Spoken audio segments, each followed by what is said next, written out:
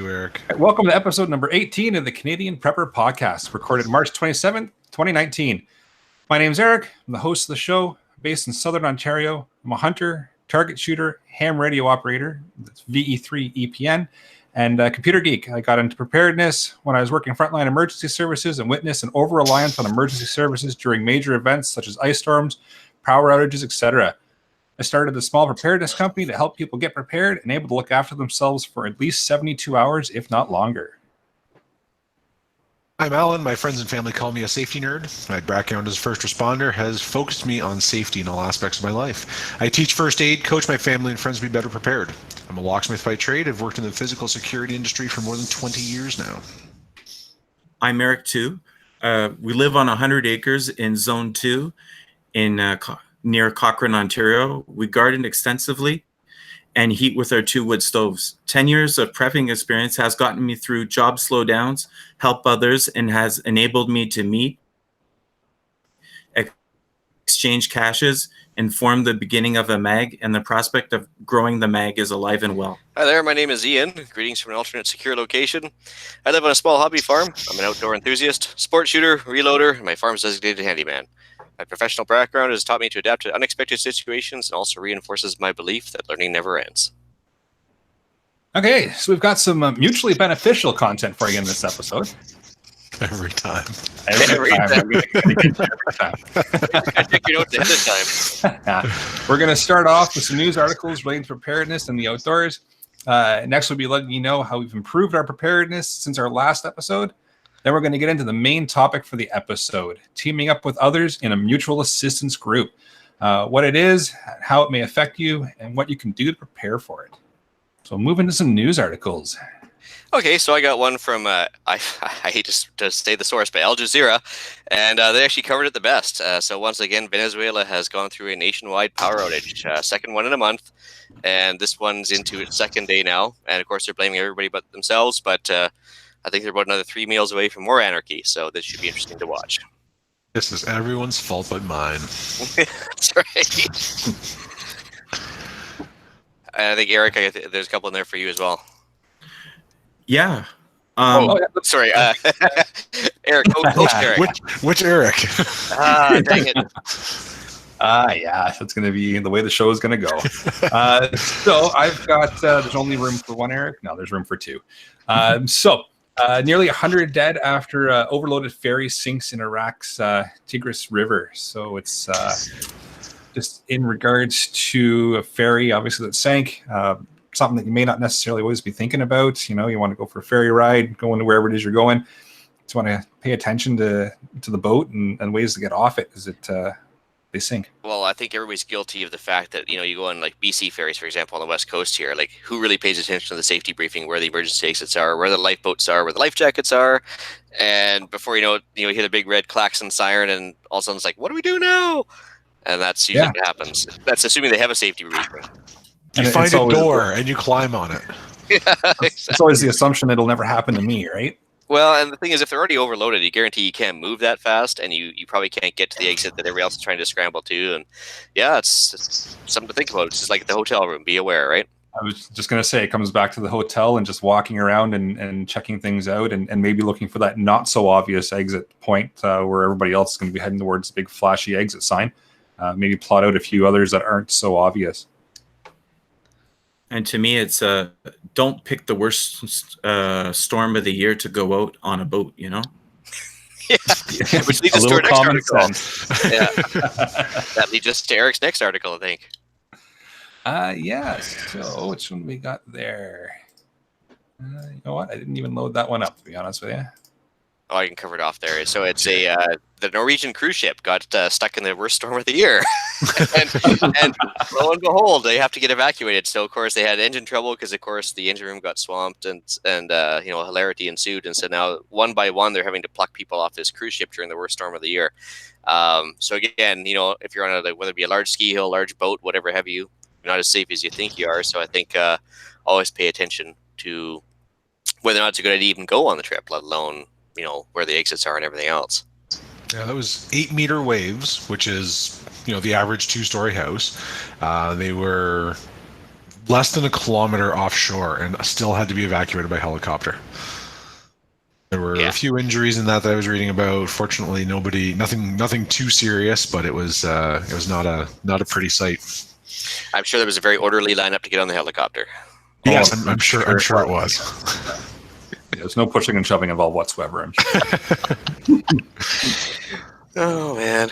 I put up an article that I found interesting. I found that it was actually just published last week. It was from the BBC, an article related to food security, and it referenced the siege of Sarajevo during the Bosnian Serbian War. And it's more commentary, I suppose, about how bad things got in that city very quickly. And it was, as we said, 3 meals from anarchy.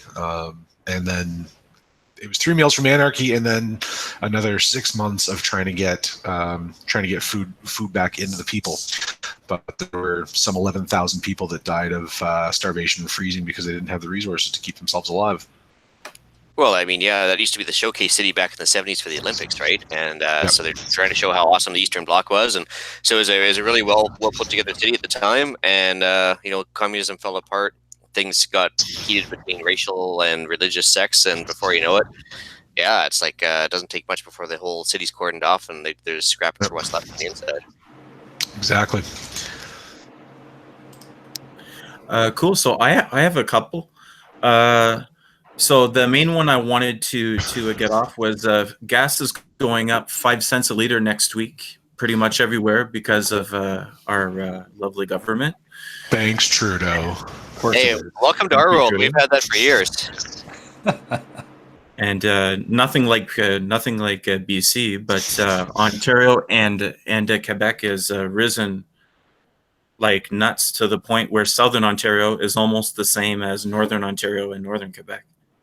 So it's like it's getting pretty intense.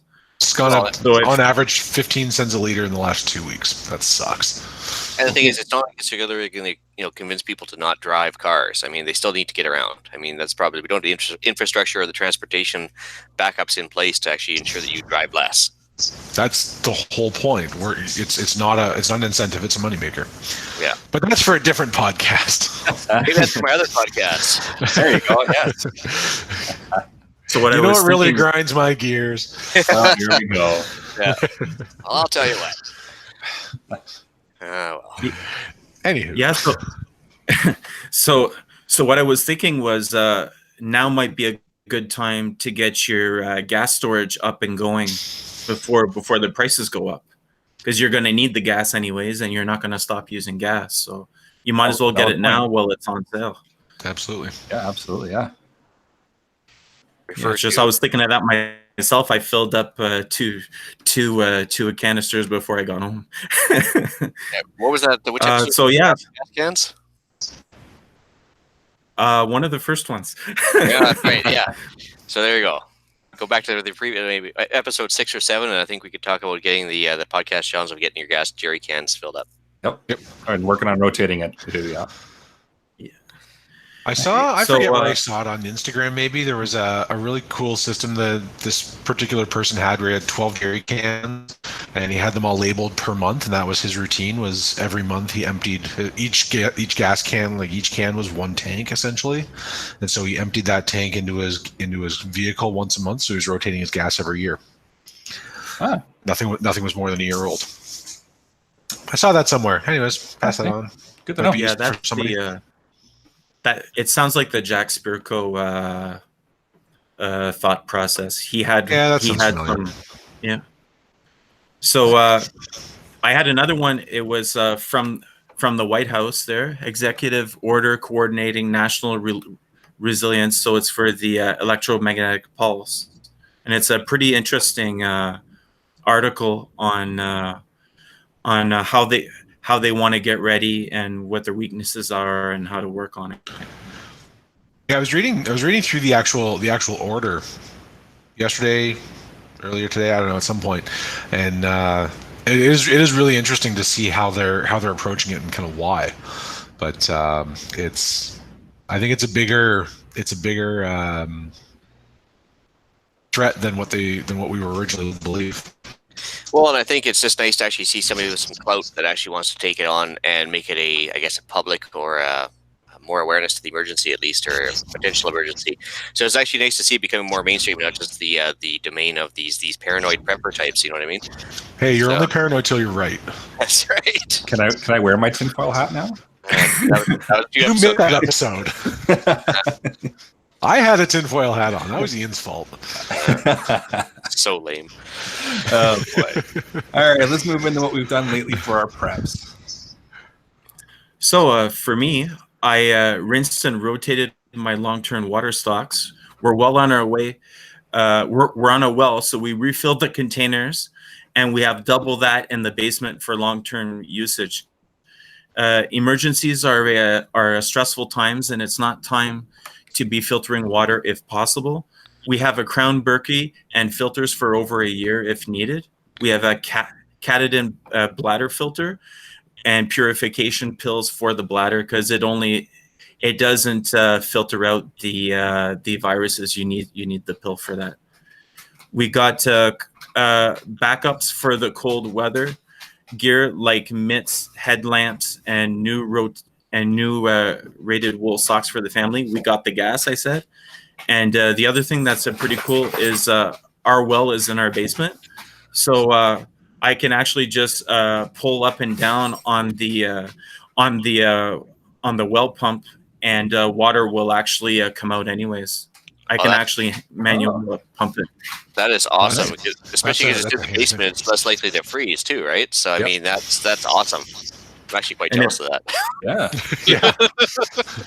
It's pretty cool. And if it's pretty cool. And if there's a major emergency, like you can do it from the safety of your basement. You're not doing it outside. Well, yeah, It also means it can't be open or contaminated too. It's less susceptible to breakage. No, that's I'm adding that to my dream home preps. Yeah, that also makes it like siege proof too, right? I mean, yeah, I'm watching Game of Thrones too much. Oh. For myself, I've been avoiding paper cuts.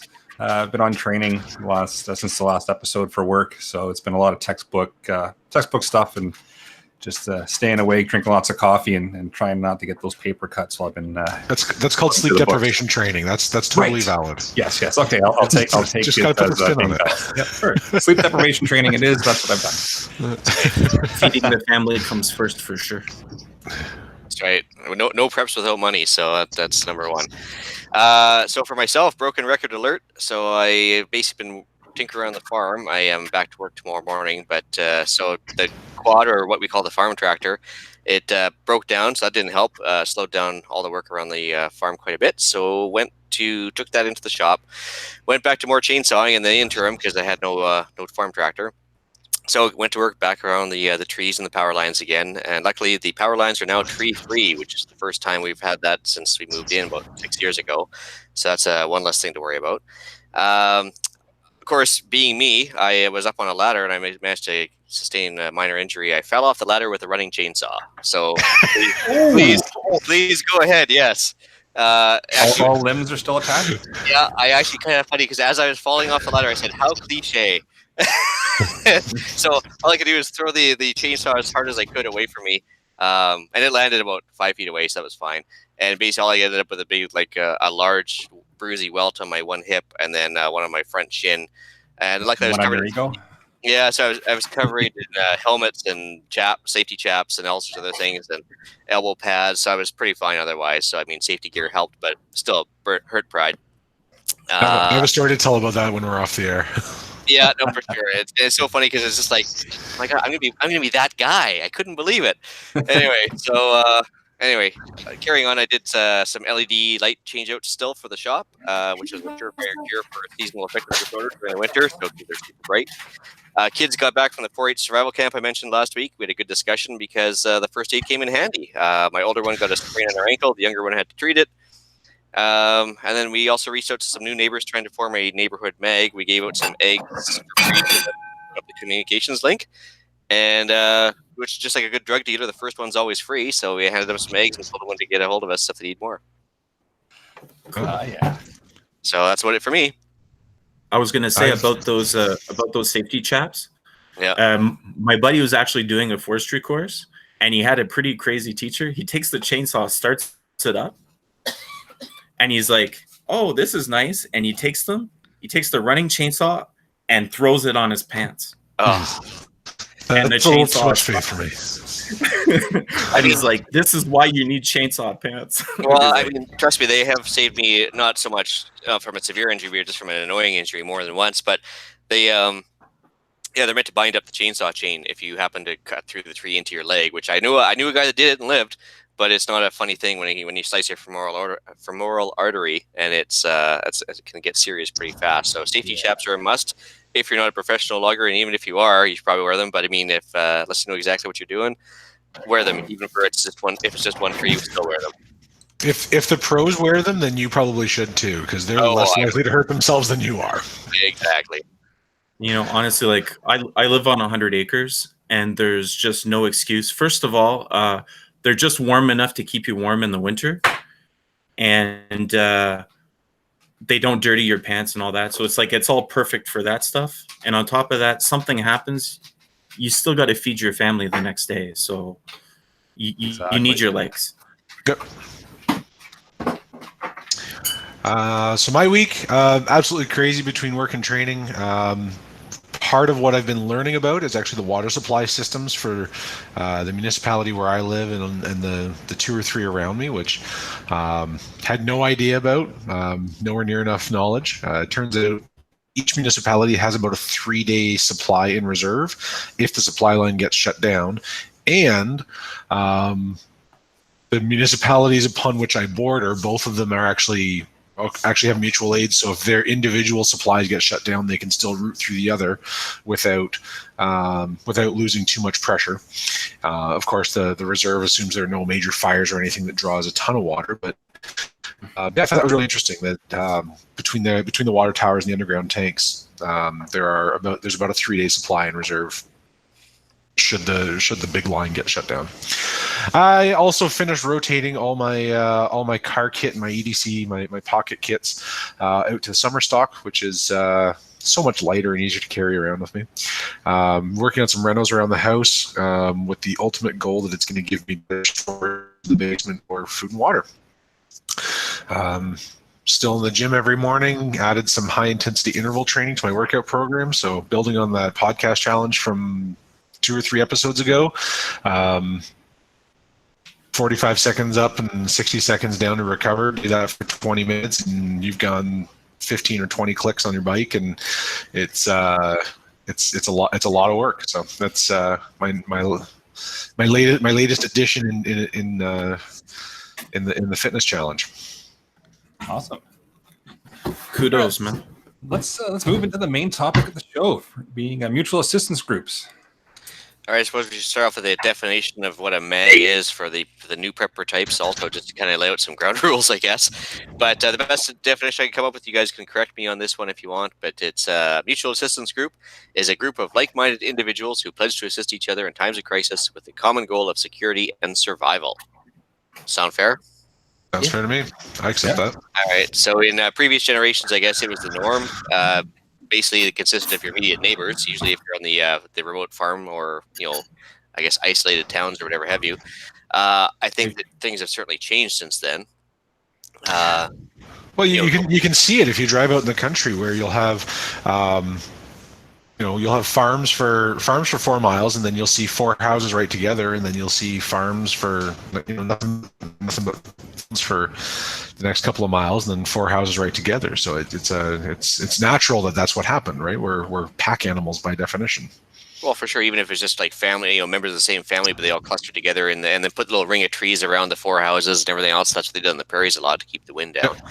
And but you compare nowadays. So back when I lived in Southern Ontario, and this is not a Southern Ontario knock, but we had neighbors that literally were 3 or 4 doors down from us, and we had no idea what their name was. But you get to a more isolated spot and you meet somebody, and in 5 minutes you got their life story. And so it's a bit, I guess, location dependent where you are right now, whether it be Northern Ontario, the prairies, whatever have you.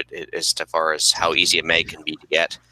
Like I mentioned here in the show notes, you can always buy short-term mags if you have like CAA and you get a tow truck driver to show up on command. But I love that. urban fix right there. If you want to just buy a friend, you can do that. But I guess the problem is with both of us, most of us now, is that we have that natural conflict with, the paranoid gray man personality prepper type versus you have to try and finally reach out and establish trust and kind of put yourself out there. It's a difficult thing to do with our common mindset when you first start out prepping, right? Yep. True. Well, I think for me the biggest thing with any kind of mag is that it's important to make sure that everyone in the group can hold their own for everything, right? And be mutually beneficial. If it only works if everybody's kind of cross-trained on every aspect. I'm a big fan of the whole committee concept, where you would have, as people arrive, they become part of the food committee, the water committee, the medical committee, so that as people show up, they just kind of know what to do. And then as all those committee slots get filled, then more people show up and they just jump into whatever role needs to be done. That only works, of course, if everybody knows what to do. So if you show up and your whole thing is I'm the hunter and all I know how to do is hunt, that's cool. We have 6 months worth of food, but what we really need right now is water. Then you're really not beneficial to the group at this exact moment. So making sure that everybody's cross-trained, everybody knows that just because your particular passion might be, fixing helicopters, if fixing helicopters is not what we need right now, you've got to have something else to fall back on to be part of the team and be moving in the right direction. Yeah, for sure. At the very least, we need a drone mechanic at some point. You probably want to have a drone to do like surveillance of your property and stuff. And if you have the need for a helicopter mechanic, that means you have a helicopter, and that's pretty cool. Yeah, I mean, I think so. Yeah. I want one of those. I'd rather have a helicopter pilot than a helicopter mechanic, I guess. But so for me, a mutual aid group to me is just that. Families aren't what they used to be, and it's not common practice to store 9 months of food and save every penny like it was your last, like it was in the olden days.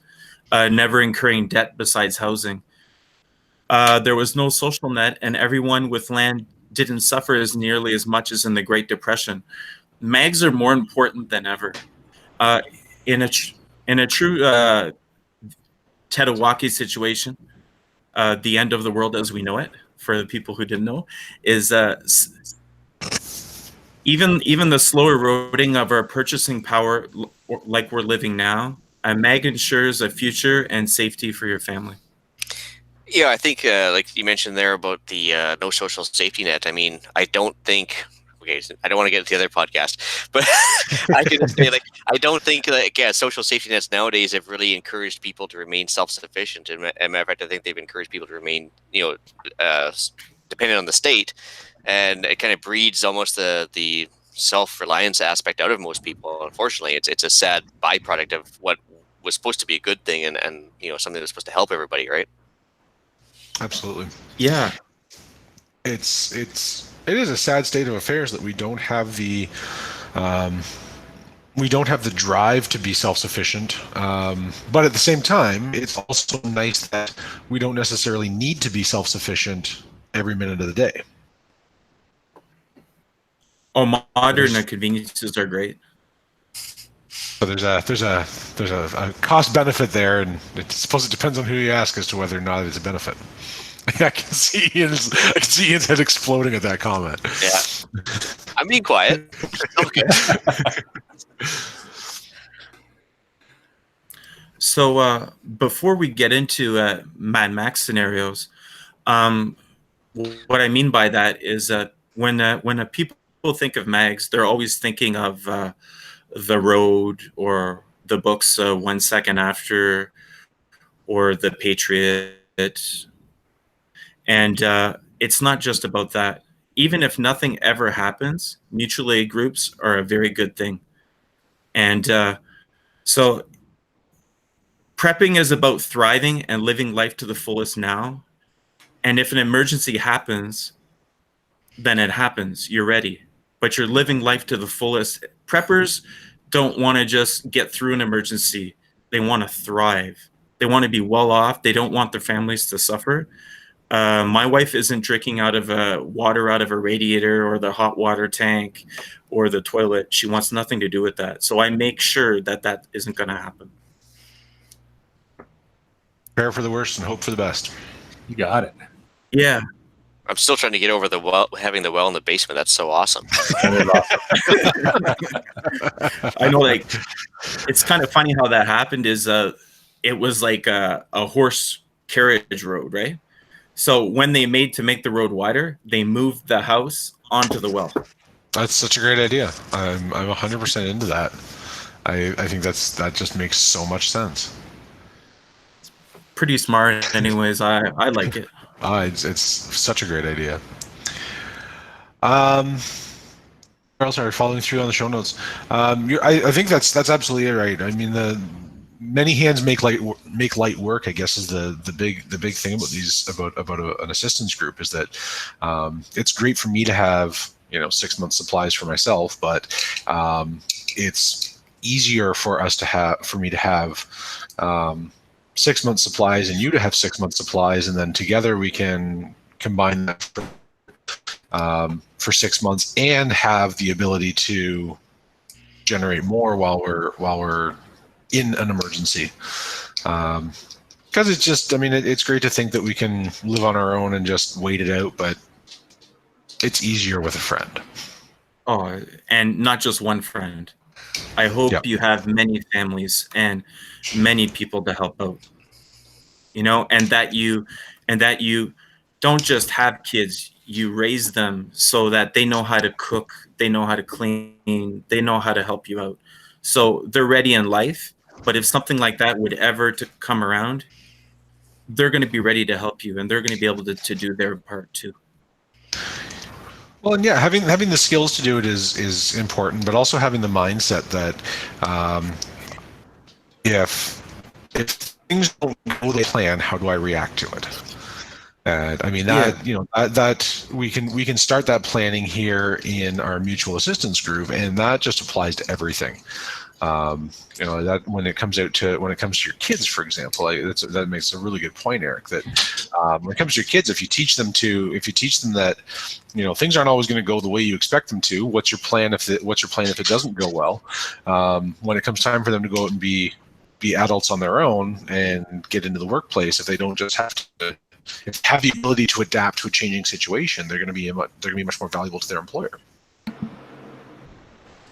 Exactly.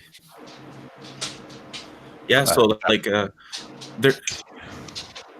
the fact is there's a lotto max chance of having a true nationwide Tetawaki. You're much more likely to lose your job, get sick, even like a small natural disaster, have the roof blow off your house. But a real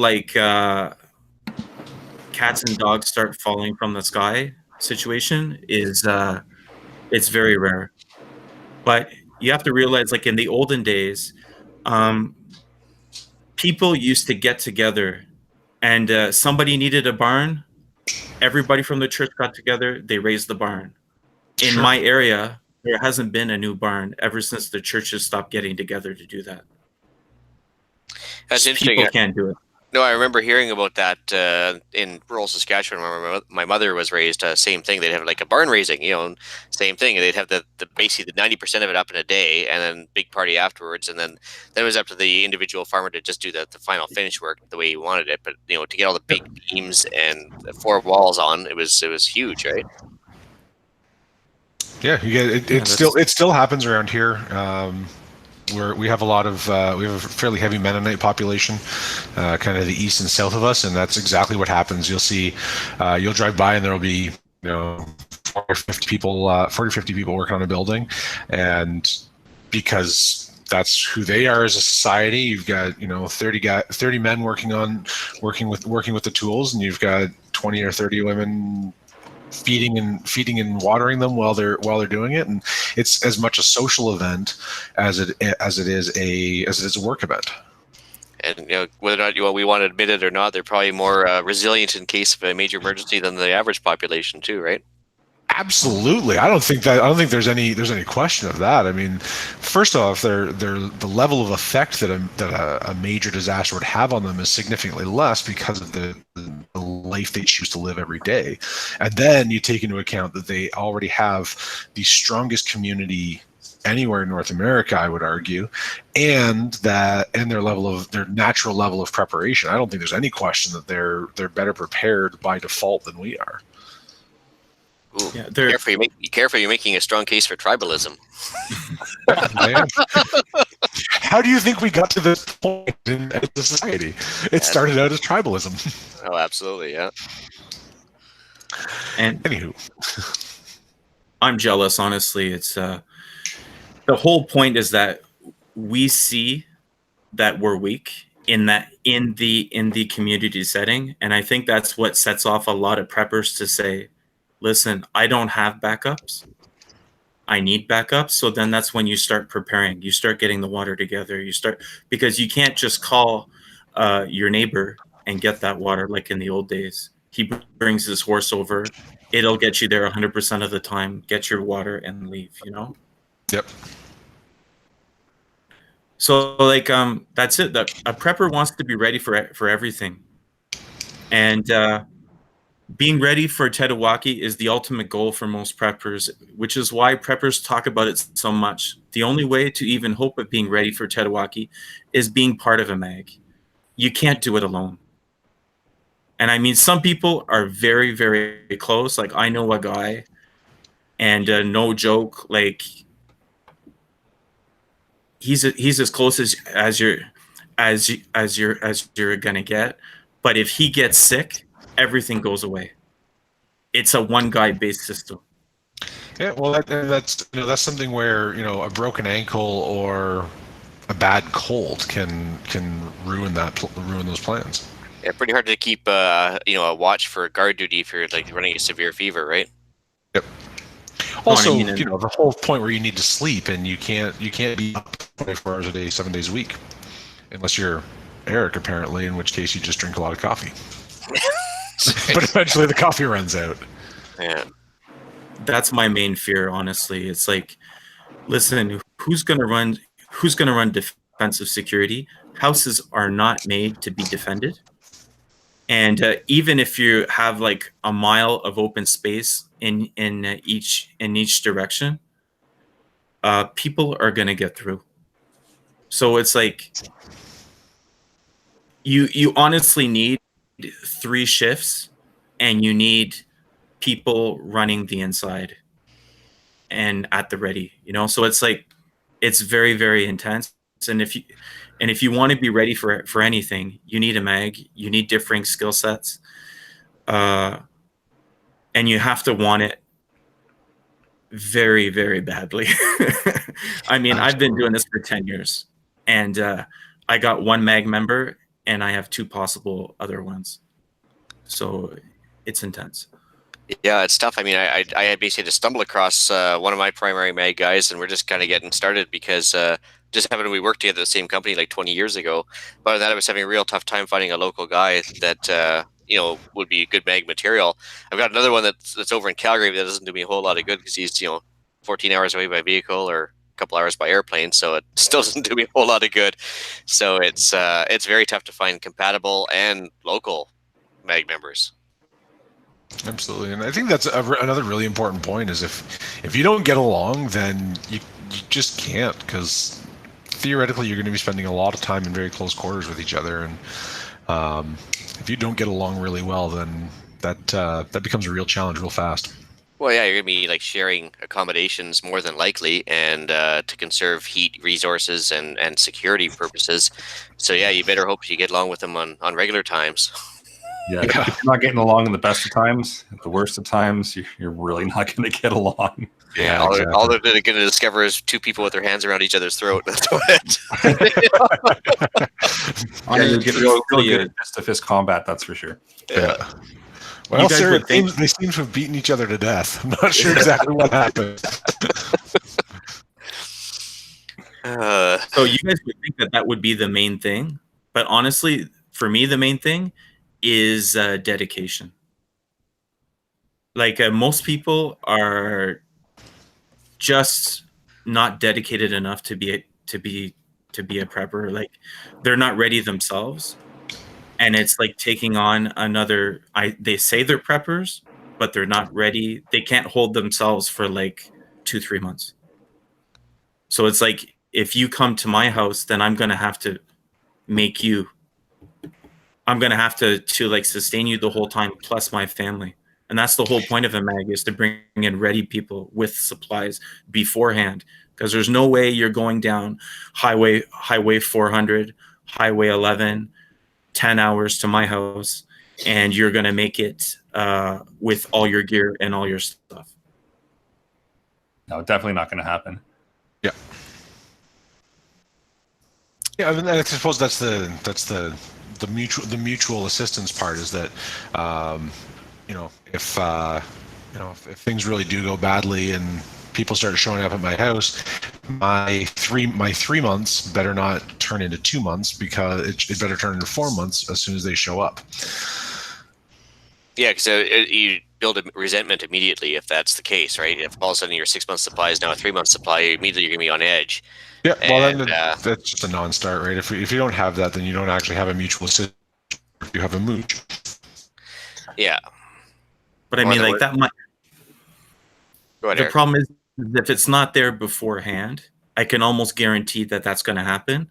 And think of this: there's 2 months of food. You're for 6 people, and you're 10 people. So you're like pretty good in math. You're calculating, and you're like, if we get rid of the host family, then we can make it for 4 months. So it creates like, nobody's going to let their family starve. And the whole reason of being a prepper is to make sure that you don't have to do things you don't want to do. Absolutely. And it's just, I can't stress that enough, that if you're planning on bugging out, like I have a cache at my buddy's house, my buddy has a cache at my house, and we can get along for like 2 weeks just fine, and I have gas at his house to get to my house. I'm not stealing his gas.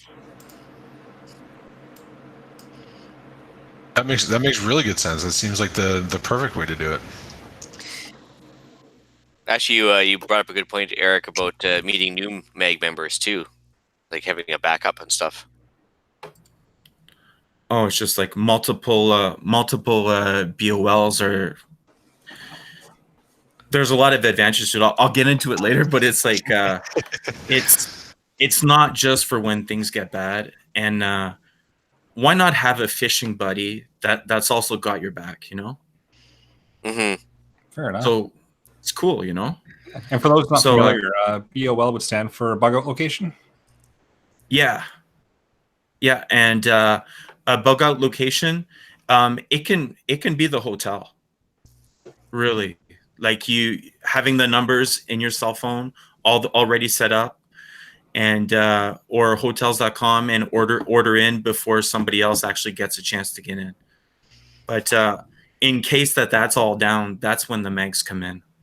Like, and you have to realize, like, maybe the bug out location is on the side of Highway 400, and it's the pine tree 100 feet from the road, because there's a cache there, and you can resupply and keep on going.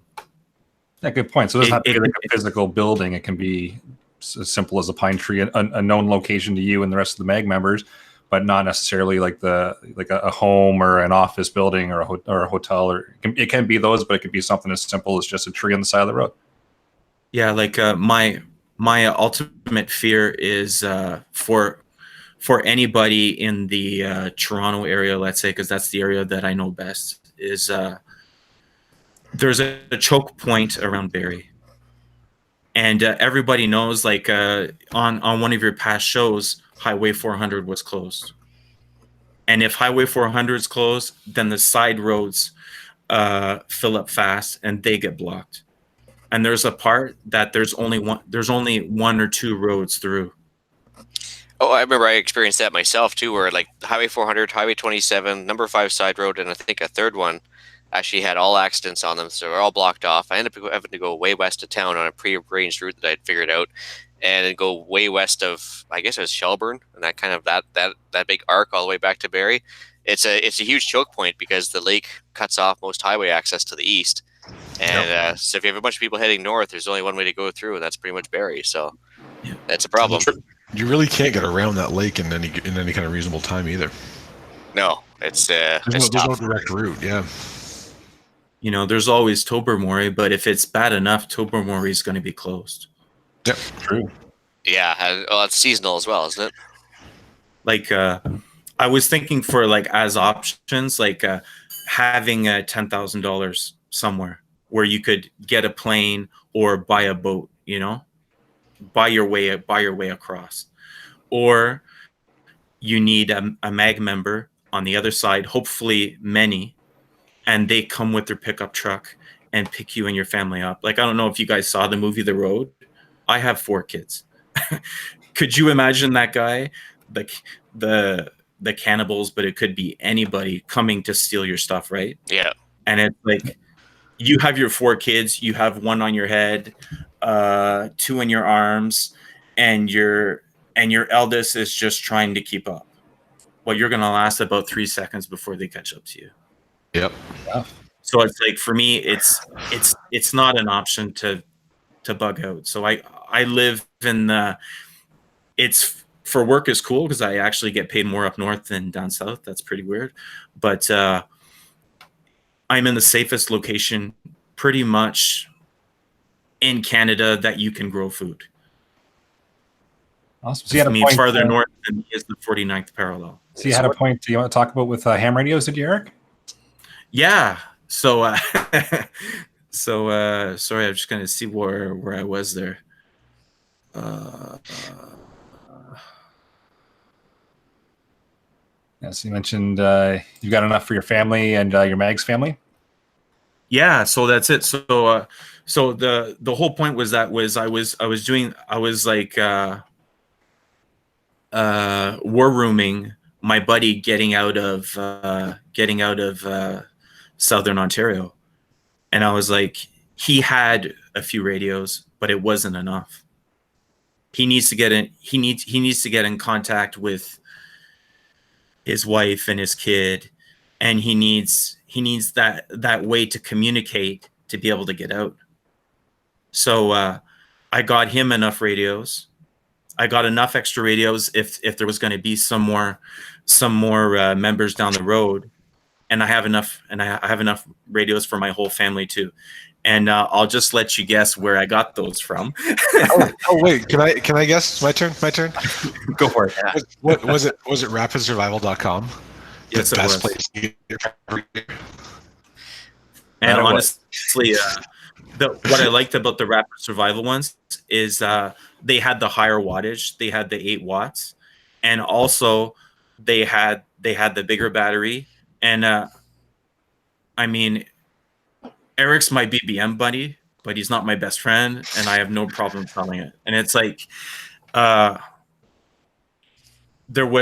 and he pre-programs the radios to your location. So I had my radios programmed to my location.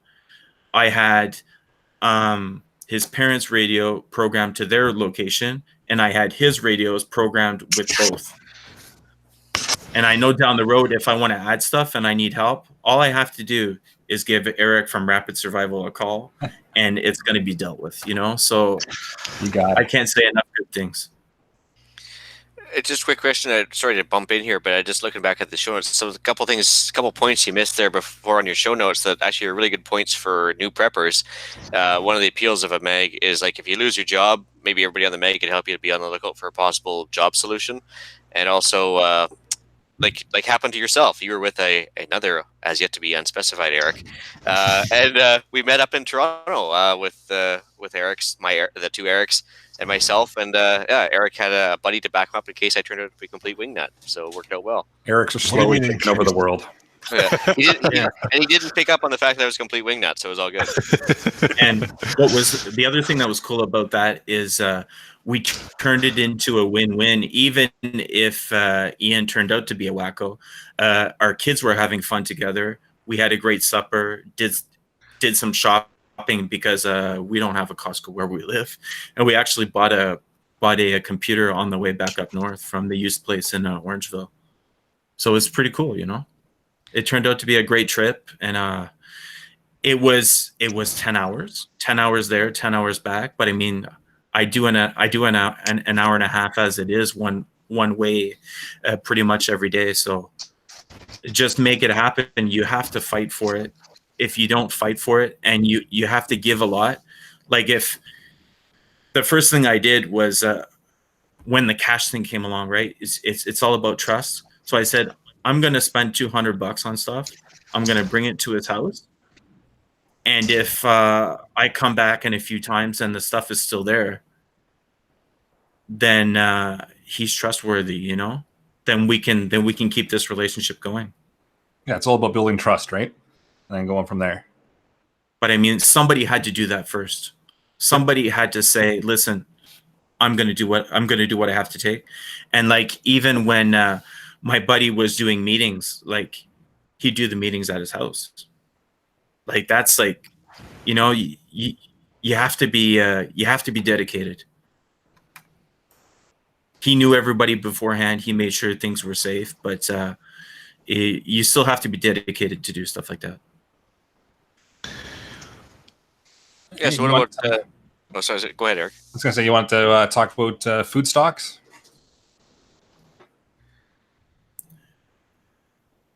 Yeah. Sorry, can you guys just help me find where I am? Oh, no worries. Actually, you mentioned the fact that your family, like, you love them to death, but sometimes they don't have enough resources to cover themselves. Yeah, that's it. Like, even like my parents and my brothers and my immediate family, even though like they live close, they don't have water storage. They don't have food storage. They have as much as anybody, probably a bit more because we're up north. Like, especially my mom, she lives 3 kilometers away from me now. So she's actually gathering up a lot more food now because she finds it's harder to go into town like all the time. But before that, you know, she'd go like a few times a week. It wouldn't matter, you know. So it's like, it's important to, if you're going to be in a mag and you're going to be serious, you got to have a cache at that person's house. Don't be the problem. And in a regular scenario, like my buddy, he's not going to feed me off my stocks. He's going to feed me like whatever food they're eating. They're just going to make extra that night, and I'm going to get some, right? But if it's a real emergency, I need to do my part. And that's what a lot of people just don't get. Like, oh, well, if something happens, like, well, what do you mean? Right? And it's like, there's I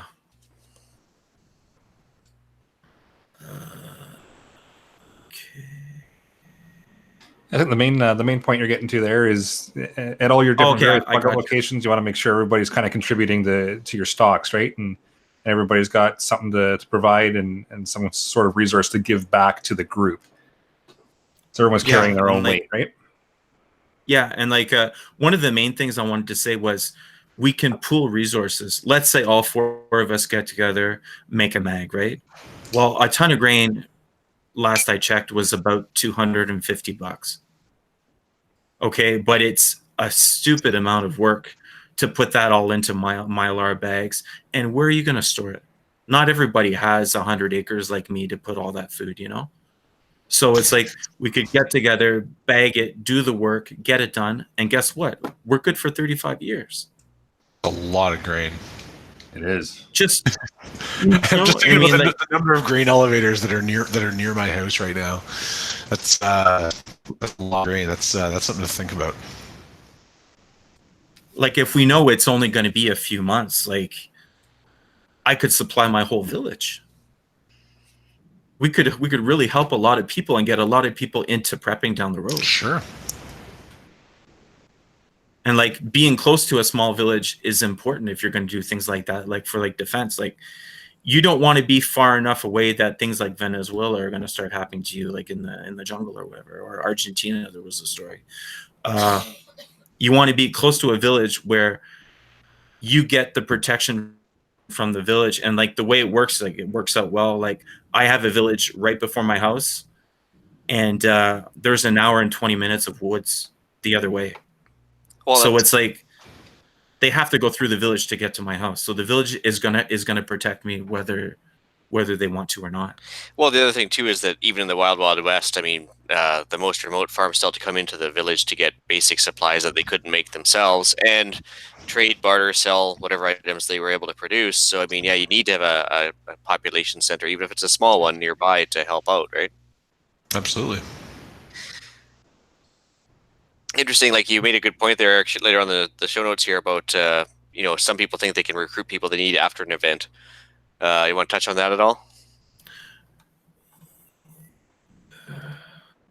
Yeah, exactly. So that really gets to me, is that some preppers go around saying, I'll recruit those I need after an event. You'll have to take care of them off of your preps. Those people are going to come with nothing, and you don't like the government giving out your tax money in welfare checks. You're going to be the welfare check. You know, you need, where I live, you need 8 months of food to even hope to survive the next growing cycle, and nobody can grow 100% of their food. So it's critical to have food storage for as long as possible. You need an immense garden and 20 years of experience to even hope to grow enough calories, unless you have a large group to help you. Things are hard to grow here. You need enough crops. You need to protect crops from freezing, and I'm talking about the first few months. It's every night, unless you have like a specialized tarp that you can leave on even during the day, which I'm looking into getting those now. But that's a lot of money, and you better have that beforehand, because it's the last tarp I ordered like that came in a actual semi truck from Montreal. And that's just to keep it from freezing, you mean? Yeah, it's like a special tarp. So you take it off when it rains, so more water can like get to your veggies, but it protects frost, because even if you put a tarp on top of your seedlings, if it's touching the plant will freeze anyways. And that was the problem we were having last year. So I have to continue with this year. I want to have a full complete lot, like have maybe because I have 2,600 feet of a garden space in raised beds. So yeah, so I'm pretty intense, but the fact is that I need about 4 times as much space to grow what you folks do down south. Well, plus even more so if you had other people with you as well, right? Yeah, and it's like now I'm actually coming up with different ways of taking less work to do the same thing in that. But the raised beds are great because they actually defrost before the ground does, so it allows you to start a little bit faster. So and oh, go ahead. Sorry. Yeah, I was just saying, like, you need an immense garden, and 20 years of experience to even to hope to have enough calories, right? And your seeds, just because you save seeds from last year, does not mean that will work this year. You need backups upon backups. Like, honestly, like 3 years of seeds and having 2 of them and having them mylar wouldn't be too much, just in case. Well, yeah, especially with seed loss, I think you lose about 10% of the viability per year. But yeah, that's where the mags would come in. I guess they would provide you with some extra backup seeds from other people as well, right? Yeah, it's like, how is one guy supposed to, or one family supposed to buy 3 times of everything and be backed up? Like, unless you're like a millionaire, you know? Yeah. You need the extra people to help you out. You need those extra hands. Like me, like I have fence sitting in my side yard because I don't have a tractor. I can't afford a tractor right now. Mhm. And I just don't have like. I got hurt. I ripped out a tendon in my arm last year. I managed to do the 42 garden beds anyways in the middle, even with my ripped out tendon and a cast. But it's funny because my dad gave me a 2-wheeled wheelbarrow, and that's what enabled me, because I'm a strong guy, so I can lift up the wheelbarrow anyways, but I couldn't keep it steady. But with a 2-wheeled wheelbarrow, I was able to do that. Cool. Well, we'll have to move on to defense, I think, probably with a different part of the next Mag episode. But we got to cover off some email review or listener feedback from a couple episodes ago on this stuff. So, Eric, I think you had some stuff to cover there too, right? Yeah. So we've got some stuff inspired by listener Raphael. So we covered off an email from him an episode or so ago. So he feels that most preppers believe in the lone wolf fantasy, that their prep skills, guns, and gear will be enough to get things going on the long run. That may be fine for that may be fine for a short-term hiccup, but a longer-term crisis, just a few weeks long under stressful circumstances. If you're alone or supporting a small family, then your situation will deteriorate, and it will deteriorate fast. Exhaustion, fatigue, frustration will cause critical mistakes, bad judgment, and poor decisions. The only solution is a local mutual assistance group, or a MAG, like we've been talking about. MAGs are much more important than stocking months of food and water and having gear and guns. If a serious long-term scenario is considered, the problem is, at least in Canada, MAGs aren't even talked about. To me, a MAG, there's a MAG gap. The worst single point of failure in any prepping plan, and you would appreciate a discussion on the topic. So we got this. I just want to know who this Raphael guy is, and I want him to get in contact. Yeah, I want to know where he is. Actually, well, I don't want to give away too much OPSEC on his part, but actually, it was an email back and forth with him quite a bit, and hopefully, we're going to meet up next month. He's actually Western Canada, and he was actually hoping to come on tonight, but unfortunately, we couldn't make the scheduling work as well. So it's he was going to hopefully answer some of his own questions on here, but that didn't work out so well. But anyways, we'll have him on sooner or later. But questions for this episode he wanted to get covered off in the last half here is, why is having a MAG important? Which I think we covered off part of it. But I think we've covered that well, yeah. Yeah. But Eric, you had a couple lines there you want to throw on? Yeah, sure. For me, it's like in the same thing. It's not all about in emergencies. It's about good times too.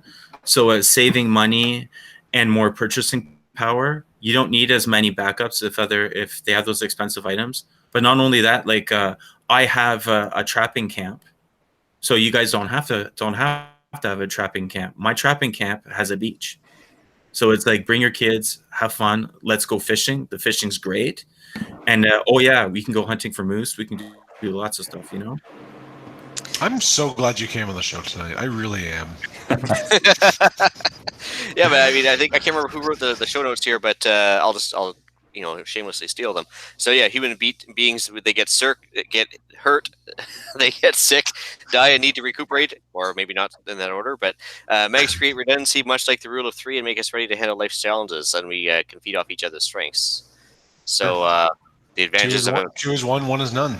That's right. So the advantages of MAG, Eric covered off the advantages as well. But the differing skills can bring resilience and advance the group and make it, I guess, more complete. That's for sure. And what I want to emphasize, because a lot of people say, well, I can't be in a MAG with you because you're too far away. But it's like, in good times, I want to have a garden at your house because you're farther south. And in bad times, you want to be able to come to my house because you're 5 hours away from the United States, and they know we don't have guns here. Or not as many as them anyways. They think we don't have guns here. Don't give away our secrets. Let them keep believing that. The reality is everybody up here is a moose hunter, and 800 meters away is not a problem. And actually, interesting enough, from a nutritional perspective, as far as wild meats go, moose is actually the most nutritionally complete meat out there. It's also so delicious. Oh, it is so good. Let's talk about the structure of the mag. What kind of structure should we be looking for? I'm a big fan of committee, where everybody gets an input and everybody has their own specialties, but we all work together towards a common goal. What do you guys think about that? Well, yeah. So, sorry. Go ahead. Oh, I was gonna say. I mean, geez, I don't want to quote Stalin here at this point, but he said nothing ever got solved by committee. But no, actually, in this case, it would actually probably have a solid basis. Especially like, what's the point of having a guy in charge of medical committee if he knows nothing about first aid or medical treatments? And so yeah, you can be the leader, but if you're completely unqualified to lead, it doesn't help. So on a smaller group like this, I think if you had just agreed to who was responsible for each division of the whole mutual assistance group, that's certainly how an effective group would probably work. I think maybe having people have delegates or whatever below them, but yeah, you'd have to have a head of each kind of section more than anything else. And I just want to emphasize, because a lot of this exact topic here, the structure, is where you lose a lot of MAG members, and just because you want it a certain way doesn't mean it has to be that way. Like, if you're willing to negotiate, you have a lot better chance of forming a MAG. If you say it will be like this, I said, no, I'm not your slave, and this isn't going to work out. Yeah, you're not the boss, and I'm not the peasant, because it's your house or whatever. It's just everything. I kind of think it has to be done by committee too, and everybody votes, and like put the families first, but be willing to negotiate. Be willing to do and maybe they have an idea that's a lot better than yours, So you don't want to lose key members over specifics. And I'm telling you, with a MAG, if you have, let's say you have 4 people that do a construction, be happy to have those 4 people, because I guarantee you, it took me 10 years to find one guy and have a possibility of a 2 more. And like, I'm a pretty dedicated guy. So if you find, don't go looking for skills like what they say in the States there, because it's very hard. Well, it's absolutely true, because I think unless you're a team player, it's never going to work out no matter how hard you look, right? But as far as joining the MAG as well, I mean, I think Alan touched on it before. Make sure you're cross qualified, because everybody should at least have one other job other than their main one under their belt, so the ability to do something other than helicopter repair. That's a good one, by the way. I mean, because yeah, that's great if you're like a full-on tactical guru, but if there's no bad guys for 100 miles in any direction, well, then maybe you should be better off being a cook, or like full Steven Seagal, be a cook on the side or something. You could be a tactical cook. It could be a tactical cook. Well, and I think there are basic skills that everyone should have. Right? If you're in the military, you're a firefighter, you're a police officer. You have your first, like, your basic level of responsibility. If you are a radio tech in the Army, it's good that you can manage those electronics, but you're still doing that with a C7 on your shoulder, and you are a soldier before all else.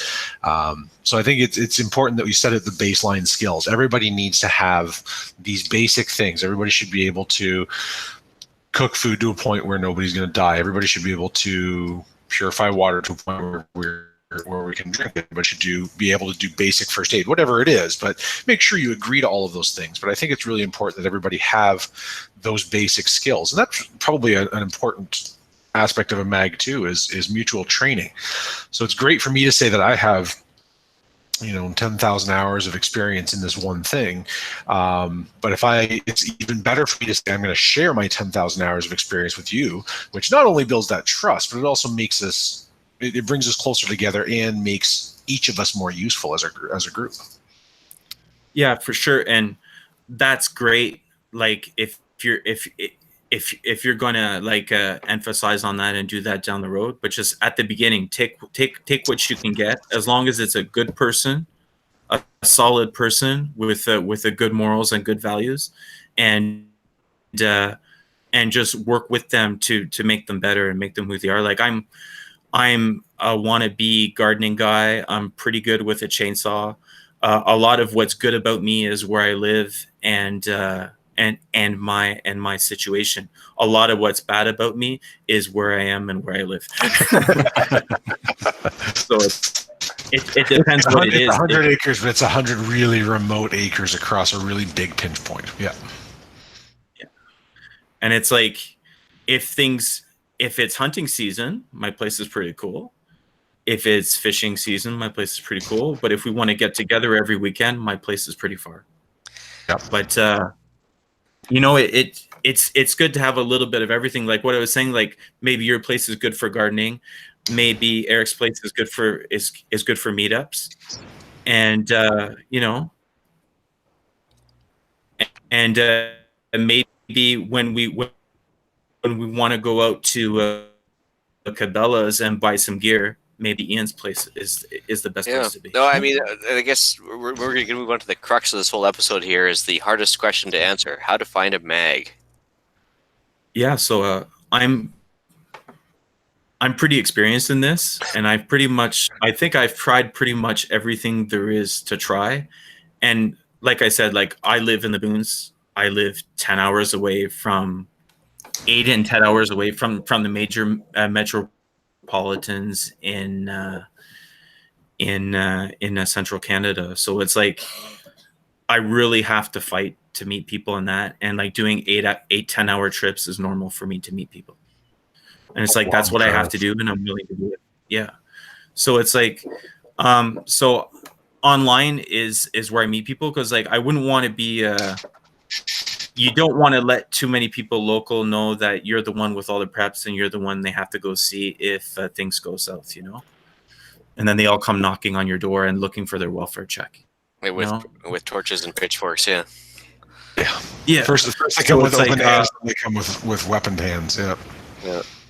So a lot of sites have come and gone, but right now my main ones are the International Preppers Network. And they do all of the different countries, but in Canada, that's where most of the preppers meet up. And Facebook is pretty popular. I know everyone's not into that, but it's pretty good. And my buddy, he's on Instagram, and there's actually quite a few preppers on there too. I'm not on there yet, but I should be on there. Instagram's on a spot I would have thought of. Yeah, I tried to avoid social media like the plague, ironically enough, other than this. But I've never even thought of Instagram before. I mean, I'm certainly not on Facebook, but I'm on IPN as well. Yeah, and I have to admit, IPN has a lot of great people. It's a lot slower than it was at the beginning, but it's everybody's job to keep up these sites and to mutually like. The reason why I post, like I have my name's Protector on there, and you can look up my and that's if you want to get in contact with me, that's where you go. It's I forget exactly what the name of the quote is, but it's like it's a Protector's projects, and it has pictures, and I basically post like what we have been doing to become more like prepared, and I'm trying to encourage people to say like, hey, this is a great guy. He works hard. He's ready.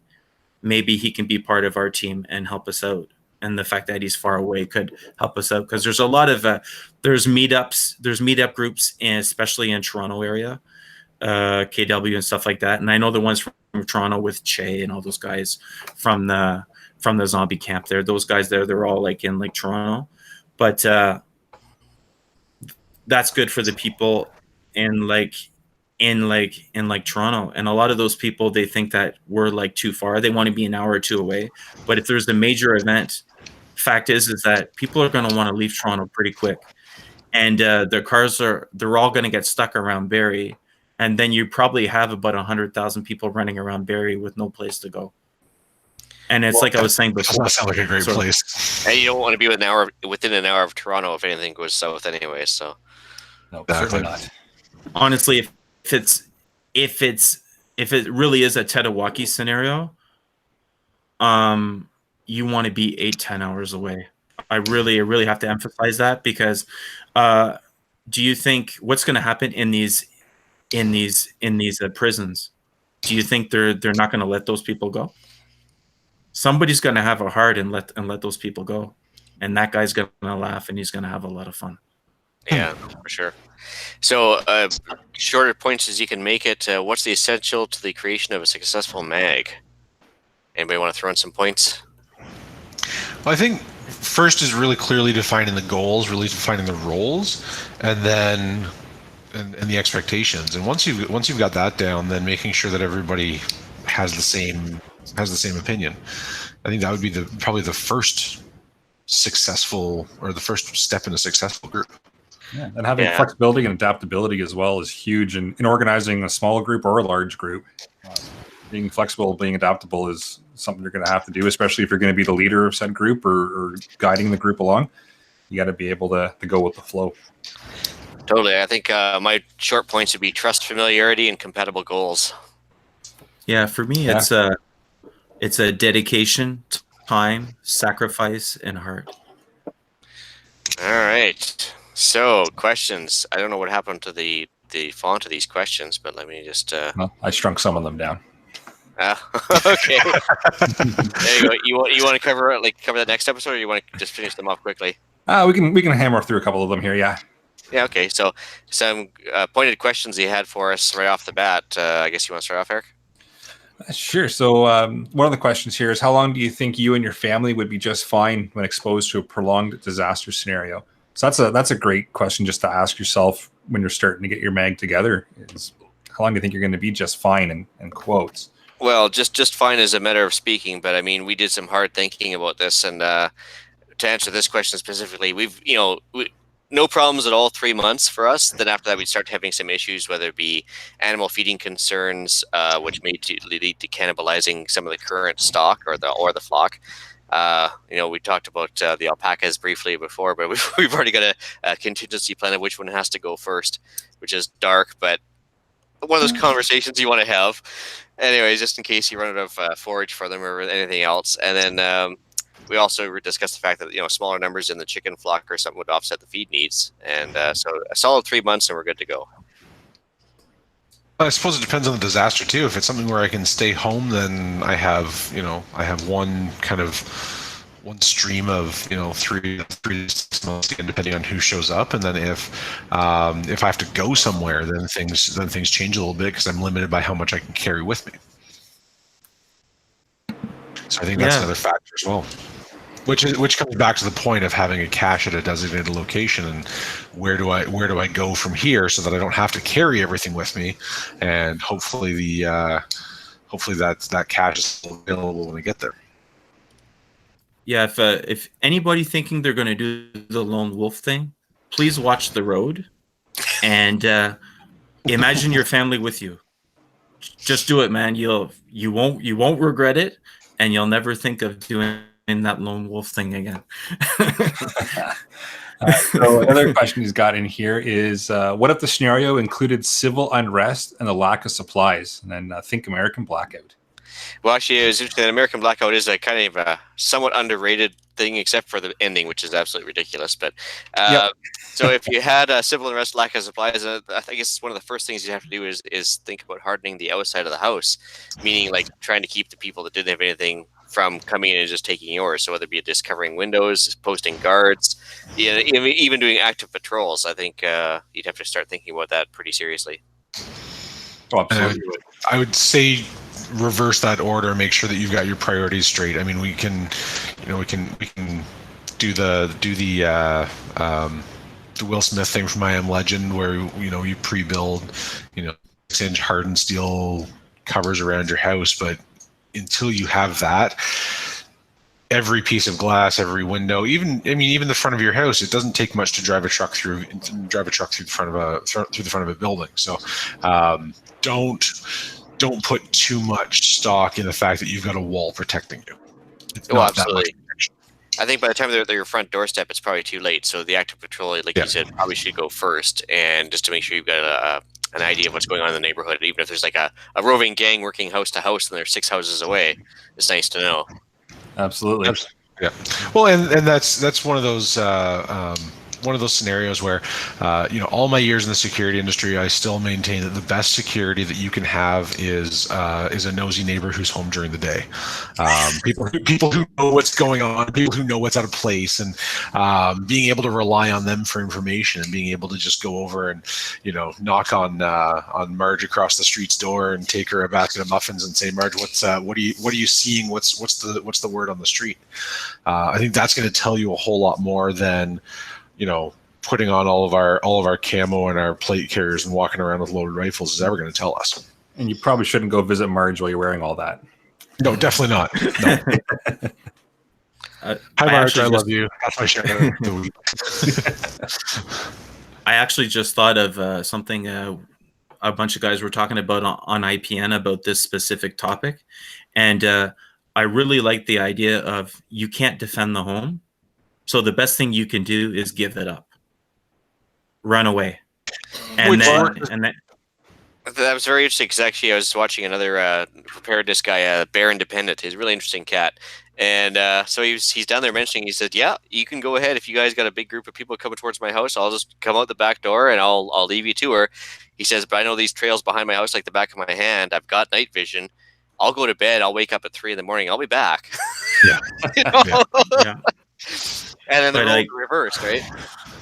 And then that's like the typical prepper thing of not keeping all your food in the same place. So even if they run off with the month of food you have in your pantry upstairs, they don't get the stuff in the woods. They don't get the stuff at your buddy's house, and they don't get the stuff buried in the hay bales or whatever. Yeah, exactly. Fair enough. Another question he's got here is, how long would it take you to leave your lone wolf home base and seek assistance elsewhere? Well, again, that depends on the situation, right? I mean, if there's a flood coming into your house, I'd say you're going to leave immediately, no matter how many preps you have. If it's Venezuelan-style slow economic burn, I mean, you might wait it out for years until there's just no choice but to leave, right? Exactly. Yeah. And no choice but to leave is also kind of a broad spectrum. I mean, no choice but to leave could be that the communists have come and they've showed up on the doorstep and they've said this is now our property, or it could be that there's simply no more access to supplies. I can't forage, hunt, or prepare or gather anything else here and have to go. And so again, that could be days, weeks, months, years, and that's individual to every setting. Yeah, so I just wanted to say about my location, because I'm like a pretty rare situation. Like, we paid $25,000 for our house. Came with the house, the double garage, and the 100 acres. Like, it's an older house, but lots of work to do. I needed a new roof, and I have to redo the outside and the windows and all that. And even the inside isn't that great. But you know what? It's great for a family, and we're fixing it up bit by bit. We got the metal roof now, so we can get the water retention off the roof for the garden. And and you're mortgage free, right? Yeah, so we were mortgage free, and we had to remortgage, but now we're actually going to be paid off in 4 years again, and it's a lot easier to give $500 for 4 years than to be paying what you guys are paying down south, you know. Yeah. But even our taxes are $1,000 a year. So even if I had no job, I could sell $1,000 worth of firewood in the back and live here and grow my garden. And like, I don't have quite the experience now to get 100% of my food, but I could probably figure it out doing odd jobs in that. Which is great until you throw the Expropriation Act into the mix. But where you are, the chances of that are pretty slim. There's the government expropriating property is a pretty rare thing, and they usually compensate you pretty well if it does have to happen. But when you're in a remote setting like that, the chances of the government saying this is our property now is pretty slim. That's where you get into those major urban centers where they say, we need this property for for whatever we need to take it, and you have half an hour to get all your stuff and get out. Yeah, that pisses me off when they do that. What they think is better for the world, and it's like, no, this land has been in my family for a long time. Well, hopefully we don't get to that point anytime soon. Fingers crossed. Yeah. I'll jump. But down if it the does, list that here. would certainly be a reason to leave. I'll jump down the list here. There's another question. What is the influence of Hollywood in the self-image that preppers have, and how do they measure their own abilities to survive on their own? I would say it's been destructive at best. so, At best, yeah. yeah. So at the old movie Tremors, with the big earthworms that were going through the ground there and picking up all the people. So I think that was the first time I ever saw a bona fide prepper in the movie. And his name was Burt Gummer, and he's been memed about 1,000 times now. So I think he was the first popular foray into the prepper genre, but they made him intentionally clownish. Like, he had cannon fuse for his cannon, and he's like, I'm actually out of ammo. This has never happened before. and so it basically hasn't really helped much with the stigma attached to it. So, like, as soon as somebody mentions, like, down the States, they talk about a militia. Well, that brings up a whole stereotype, which, by the way, is illegal to say the word militia in Canada. You're not allowed to have militias, just so everybody's aware of that. So you can have mutual assistance groups, you can have shooting clubs, you can have whatever, but if you ever say the word militia, you're going to get a visit. So anyway, also, like, you look at movies, they're more modern, like John Wick. I mean, definitely not real, no matter how cool. And but even he needed help from his mag, so he had the hotel to help him out. He had tailors, he had weapons purveyors, he had guys that did medical assistance, hold on to prisoners for him. He had everything. And then even Liam Neeson in Taken had basically a police chief that he knew from the old days that was helping him out. He had contacts from his old jobs. He had weapons from his current job. And, of course, he had all sorts of other help as well. But, I mean, really taking 5 guys on in a room without calling for backup? I mean, come on. And Who does he think he is, Chuck Norris? Yeah, but he did use Krav Maga, which was kind of cool. So I was like, hey, look at that. So just some good points to take away from those silly movies, though, is that gold was used as currency in all those movies. They all depended on caches. Even Burt Gummer had his basement full of weapons. And self-defense was always a good portable and sometimes unbannable thing you can carry with you, I guess, if you look at it that way. Good point. Cool. So for me, I just said that, like I was saying, lights out, 1 second after, and the road are pretty realistic scenarios. The road especially got me into prepping. It's like I'm a pretty big family guy, and I just imagined the 4 kids on my back. I was like, that's not going to happen.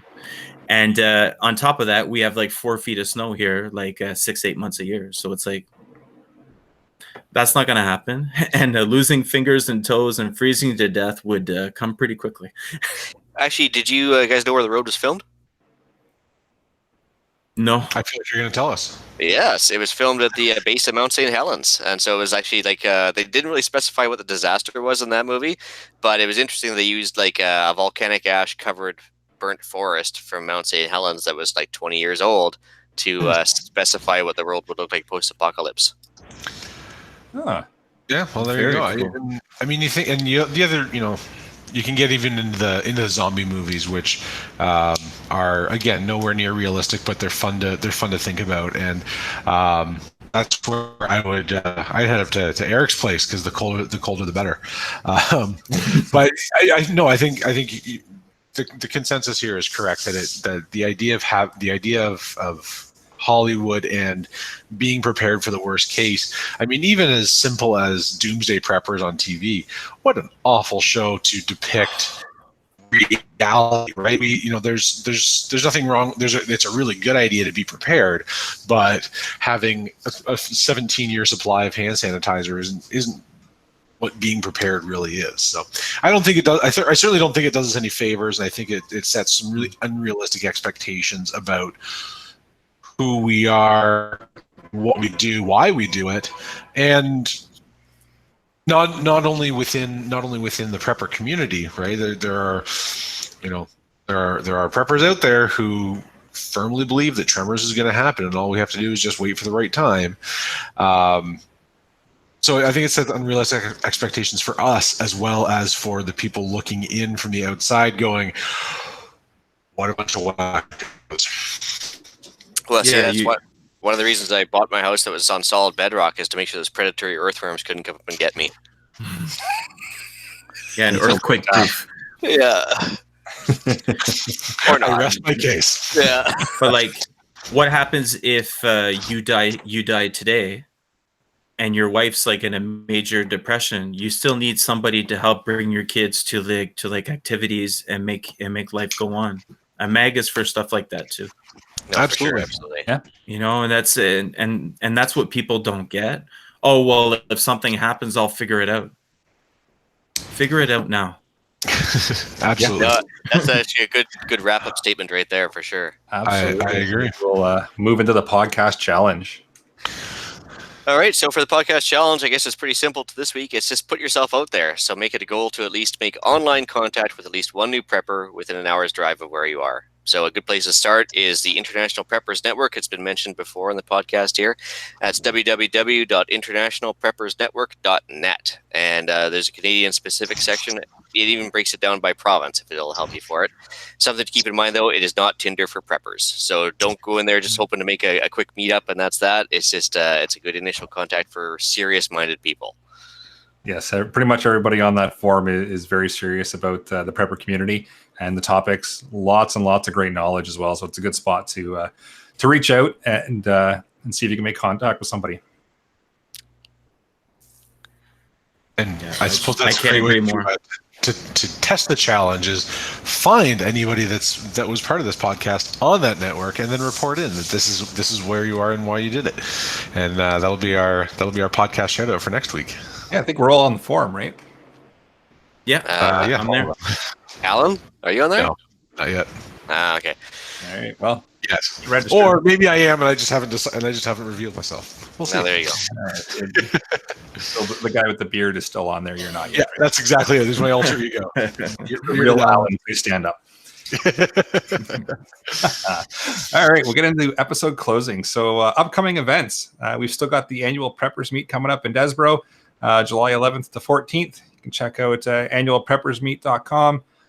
Great meet to get out to. It's a couple of good days of some training, some events, great knowledgeable instructors, cover off all kinds of topics. So check it out. Again, July 11th to 14th, annual Preppers Meet in Desboro, Ontario. All right, I got the first annual Western Canada Hot Springs Meet, May 25th, 26th at Sloquet Hot Springs. We're doing Campcraft discussion and meetup for like-minded people, and it's a bit of an adventure to get there. So I put some tips and tricks on how to get there in the show notes as well. Also, just for the first time, we should mention this, save the date if you're interested. July 6th is going to be a podcaster charity shoot. You do not have to be a podcaster to join us. It'll be in Drumheller, Alberta. More details to come on what's going to happen as far as actual shooting events, but all are welcome. Planned events include a Mapleseed course, which is put on by Kelly Lynn from the CCFR, and Slamfire Radio, another podcaster. It's basically a 22 marksmanship course. There's a fun competition going to be with the podcaster charity shoot itself, and a chance to take a nationally famous fur-latchy pistol course, which is a bit of an ongoing thing with a couple of other broadcasters. Sounds like a good time. Yeah. All right, and some shout outs. Alan? I completely forget about this section. I get down to about page 16 on this stuff and I stop reading. So consistently forget the shout outs. I promise I'll do something for next time. Right. I'm still waiting to hear from a Sasquatch research scientist. I figured I'd keep the shout out line open in case he's trying to contact us. Well, I got a shout out for Yo Mama. Literally. So his name is Yo Mama from CGN, Canadian Gun Nuts. He helped me out with a hard to find part. He handmade it himself and sent it to me free of charge. So huge shout out to him. That's pretty cool. Nice Yeah. guy. So I'd like to thank you guys for your hard work on these shows. They really helped me out getting home alive. And then I want to thank my Meg buddy for working very hard to meet new preppers. His hard work brought us together. I went to one of his meets and we met and we're like, we both wanted it so bad. It's like we just came together, you know. So I want to thank in advance those that listen to this and actually find other preppers, especially the ones that are 10, 12 hours away like me. We can help make each other's lives so much better. Awesome. Let's move into some email and iTunes reviews. So we've got one email since the last episode, so I'll read it out here, and then there's some points along the way that we can make some comments on. So it says, hello, great podcast. I find myself on pins and needles every week waiting for the podcast to appear on my episodes list. I have a couple of questions about food and food storage. So I recently was binge watching Doomsday Preppers. Don't know about that one. It's a show on Netflix, and a common theme on the show is water and food preparedness. Okay, that's good. One of the contestants, or lack thereof, for a better word, all right, had MREs that were well past their expiration date. I then got to thinking about my emergency rations. I learned how to decode the expiration date on my MREs and was alarmed to see that when I bought these MREs from a Canadian business 4 years ago, they were already expired. So being the enterprising individual that I am, I opened up the case to see if they were any good. Guess what? The cases are supposed to have 12 MREs in them. The very first case I opened only had 9 full meals and 4 partial meals. So that's a little bit of a head scratcher. Side note, that did not come from Rapid Survival. Just to clarify. Long story short, the MREs I have on hand appear to be stable and still okay, in quotes.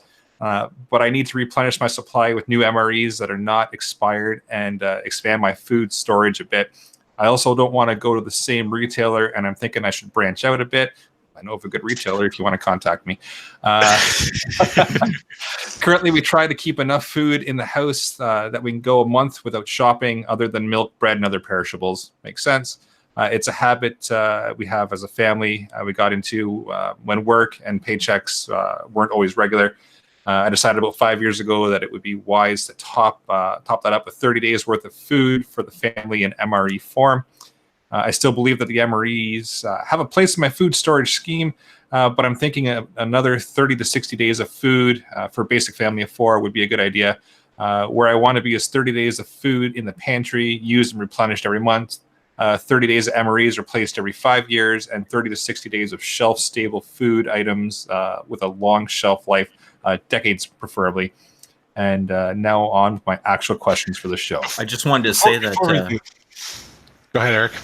Yeah, I was just gonna say, like, when I first met to these meetings, I thought, well, I was waking up and I found out, like, I had a lot of boat rations, and boat rations expiry is 5 years. So I had boat rations. I had 3,600 calories in the containers, but I also have water rations.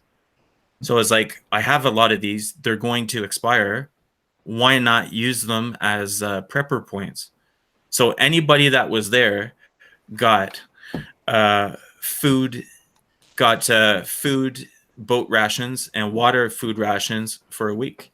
Or no, was it 3 days? Sorry. And so if there was 5 people, they had 5 of them. And so it's not much, but it's like, it was a good breaker. And it's like saying, listen, you're giving, and you're a good person. And I ended up getting a prepper buddy out of it, so it was totally worth it. Well, it's a good way to sample foods you might not have otherwise gotten either. That too. Yeah. I would say before you go down the MRE hole too far, full pun intended, actually try living on MREs for a couple of days. MREs are terrible. Like, they are just absolutely awful. They're not intended to be good. They're intended to be fast, easy, and filling. Fortunately, I've never had to live on MREs for more than a couple of days. But if you do, you will find that they are nutritionally deficient and designed to keep those calories within you rather than create a good, healthy digestive flow. So I would say, like, it's not a bad idea to have some on hand, especially if you're traveling, if you're, 10, 12 hours from civilization, and it's not a bad idea to have some around. But I would say don't plan on living on them until you've actually done it and you know how terrible they are and you are prepared for that. So you just stole all my thunder again. Jeez. That's what happens, because I have a bigger voice. I talk first. Yeah. It doesn't matter how bad the MREs are. The boat rations are worse. Yeah. And I haven't even tried them. They look so bad. Oh, they're it's like, awful. And I was like, I have enough for, like, I thought it was 21 days. It was 3 weeks of these for like 6 people. I was like, that was a major mistake. So I started giving them away, and like, a lot of people put those in their cars for a long time. Now you think about what the MREs were designed for. Is designed to put calories into soldiers, and soldiers that were not allowed to complain. And basically, and if they were taking a poop, they were taking time away from trigger time. So, like Alan said, no poopy, bad foodie, and from a cost perspective, they're actually not very cost efficient for what you get too, right? So they're fairly pricey. They don't take up a lot of space for very high density calories, which is one of the advantages, but they're just not good for you. Like for the average person, they are just a really bad idea. If you follow the Urban Prepper on YouTube, he will do these 72-hour challenges. He'll take these energy bars, meal replacement, MREs, things like that. And he'll actually live on them for a couple of days and describe how awful it truly is. So if you have the option, just expand on what you eat anyways with the non-perishables. Just expand on that so that you have what's the rule of threes? The rule of threes is you've got 3 minutes without air, 3 days without water, 3 weeks without food, 3 hours without shelter, 3 seconds without hope. If my best option is eating this terrible food to the point where my gut wants to jump out of its body, out of my abdomen, and I've been there. I've had that happen. Appendicitis is a bitch. I do not wish to live through that. Like that is one of my end of the world scenarios that I don't want to recover from. So I have a couple of MREs, mostly in my car, just because it's an easy way to get enough calories to get home. But that has nothing to do with my food plans in my storage area at home, because they're just not good. Sorry, I'm done ranting. The first question, Eric, was? Yeah, I'm going to get into the first question here. So, realistically, how long past the expiration date can a fella expect MREs not to make you sick? Stored in a basement, cold storage room, 55 degrees Fahrenheit, 1 month, 1 year. Even before they are expired, MREs will make you sick. I was waiting for that answer. No, I think it's like canned food. I mean, expiry dates have nothing to do with the actual edibility of the food. Nutritional value might go down a bit, but whether or not it's sick or make you sick or not is a different matter. That's basically a lawyer invented number. So this, I would just look at this one I have in my hand right now. It's not MRE, it's something else. But just because the expiry date might be approaching doesn't mean I'd be afraid to eat it. So exactly, the nutrition might not be as good, but I bought a surplus MRE. It sat in my car for about 5 years. I opened it up. I ate it. Did not die. Did not poop for a couple of days. Did not enjoy it. But I didn't die. So I mean, that thing was probably 10 years old when I actually ate it. It was a good 5 or 6 years past its expiry date. The hot chocolate was not bad. The hot chocolate powder, that was okay. I was okay with that. Kind of heard to mess that up. The boat rations, I pretty much guarantee that your family will not eat them. They'd rather die. So they'll be like pretty close to death before they'll even have one. And the MREs, I'm guessing, is pretty close. Like, just because you'll eat it and you're the tough guy, don't expect your wife and your kids to do that. Yeah. Fair enough. Question two. Number 2 here. Where can I get current production MREs in Canada? Oh, pick me. Go. RapidSurvival.com. Oh, I don't carry MREs. Or the military. But he will soon. MREs. But I do carry Wise Food and Mountain House. There you go. But honestly, I don't think production Canadian MREs, they are available, and I can't remember if it was Bryden or somebody that had them. But honestly, they're just not cost effective. If you actually look at what you get for the amount of meals and how many people you can feed for X amount of dollars, you're way better off with something like Mountain House or Backpacker's Pantry or whatever have you.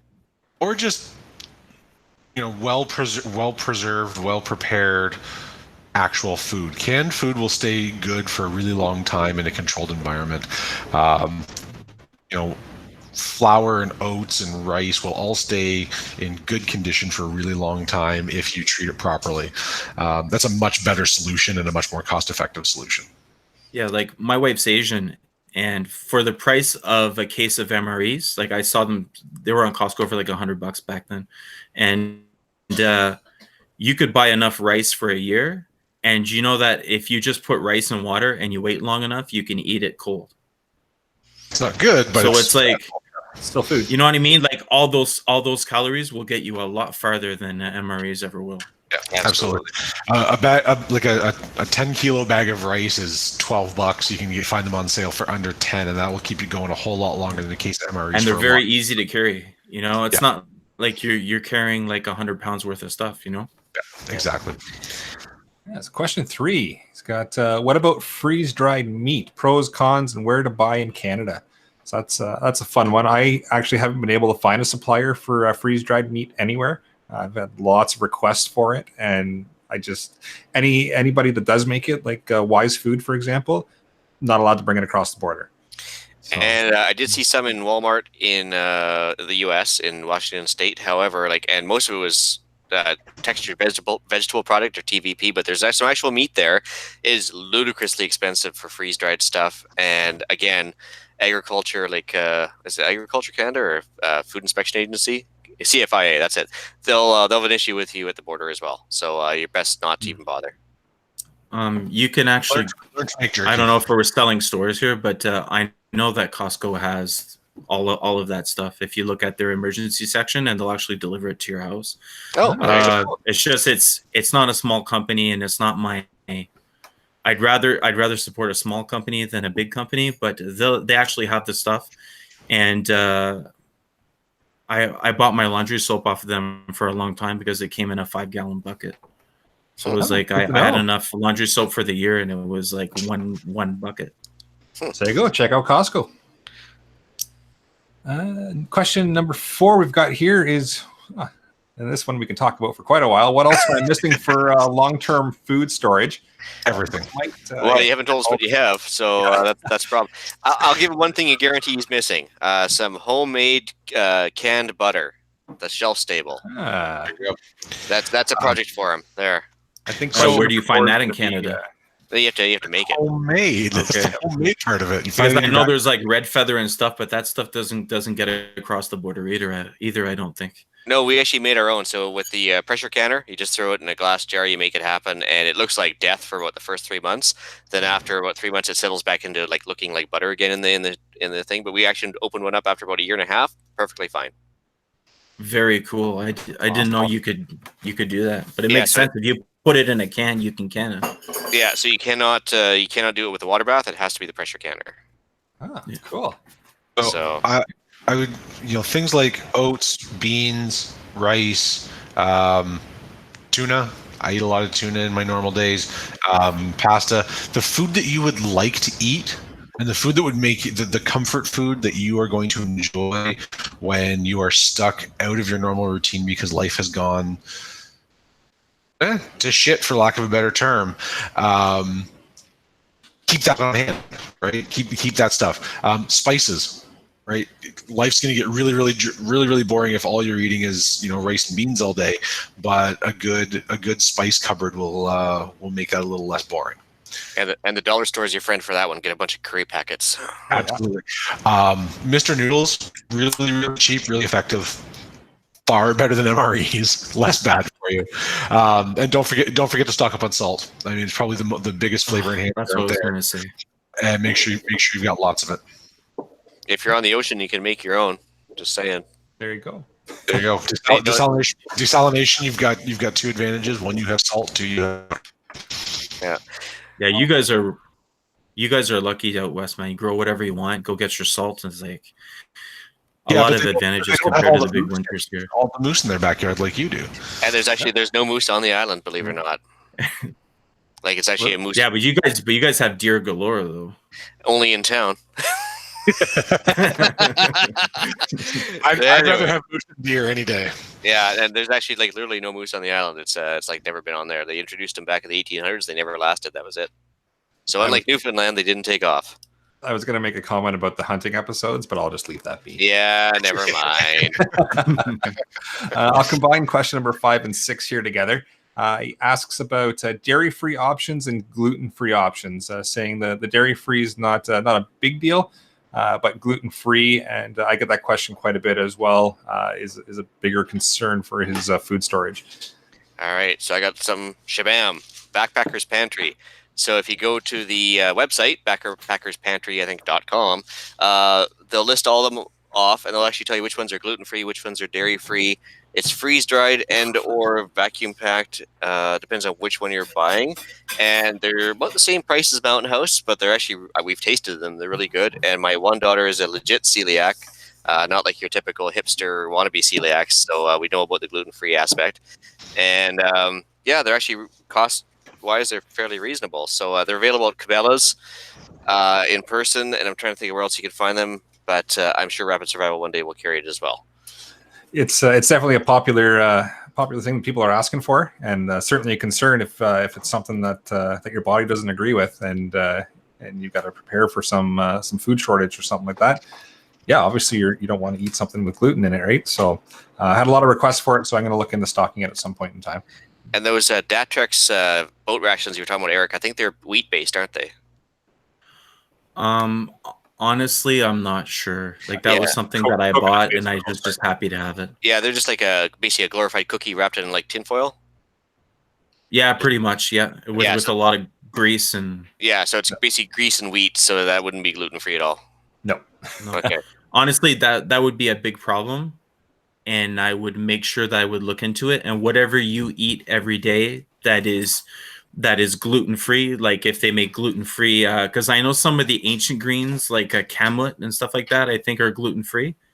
I would make sure I had 100 pounds of that stuff. Yeah, all right, because it's cheap, easy to get, and all that stuff there. I would bulk up on that, and I would make sure that my mag had that, because not everybody's into rice. But if you're going to your BOL location, and please try to have somebody at your bug out location at all times. Don't show up there and find out the neighbor's already there waiting for you. You know, and moved in and is polishing your shotgun for you. Fair enough. Yeah. So look at some iTunes reviews here. So we are up to 17 ratings. We've got 16 5 stars. We've still got that one little guy at the 4th star. Don't worry about that little guy. Don't worry about that. Yeah, don't worry about that little guy. And review-wise, we are still last one written on March the 10th by NV35S. So no new written reviews either. So if you got a second or two, we'd greatly appreciate you just hopping over to iTunes, dropping a review in, written, or just throwing a star rating in there, or preferably both. Whether good or bad, just lets us know if we're doing all right, if we're getting the message across, if you're enjoying the show, which we're getting a little bit more feedback in the email and such. So it seems like people are enjoying it. But if you could head over there, throw in a quick rating, we would greatly appreciate it, because it helps other people find us. Yeah. Does the Podbean get any traction? Because I mean, I did a few things on Podbean to help you guys out. Yeah, so Podbean, we get some reviews on there as well. And admittedly, a couple episodes I mentioned, I've been terrible at checking it. So I've been checking it the last couple of episodes, and there are comments on there, and those certainly help as well.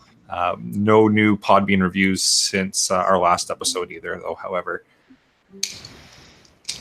Well, help us out, guys. It keeps us going. Absolutely. So that I'll bring episode number 18 of the Canadian Prepper podcast to an end. You can find the podcast on iTunes, Podbean, Spotify, your favorite podcast app. Please help us out. Like I said, take a few minutes and submit a review. Like I was mentioning, it helps everybody find us. You can also find us at prepperpodcast.ca. All right, you can reach Ian directly by emailing me at theislandretreat@gmail.com. On the International Preppers Network, you can find me under the username The Island Retreat. You can also find me giving my 2 cents worth on Canadian Patriot Podcast, also available on iTunes and YouTube. There you can find us discussing the merits of a freer society, exposing more government waste, and squirreling off to the tactically driven conversation. We record these shows live on YouTube. If you want to get an early peek of the shows, subscribe to the YouTube channel, The Island Retreat. Click the notifications tab. That gives you an alert when we are going live. It gives me an alert when we're going live, even when I'm watching it and on it. Yeah, me too. I got it. On Instagram at PPSWO. I find all the as many cool things as I can and share them out. And yeah, feel free to reach out and yeah. So I'm a protector on IPN and the BBM chat. So that's been IPN. Come out and talk to us. Send us a message and let's meet. Awesome. So please check out Rapid Survival. It's rapidsurvival.com. You can get me there on the live chat, of course, while you're buying some prepper gear. You can also email me at feedback@prepperpodcast.ca. Let us know what's going good, what you don't like about the show, any questions that you might have that we can discuss in the show, or if you want to be a guest, let us know. We'll certainly get you on or discuss your email or your questions that you want answered. So thanks for joining us. Tune in for the next episode where we're going to be discussing severe weather events. Until next time, be prepared, stay safe, and keep learning.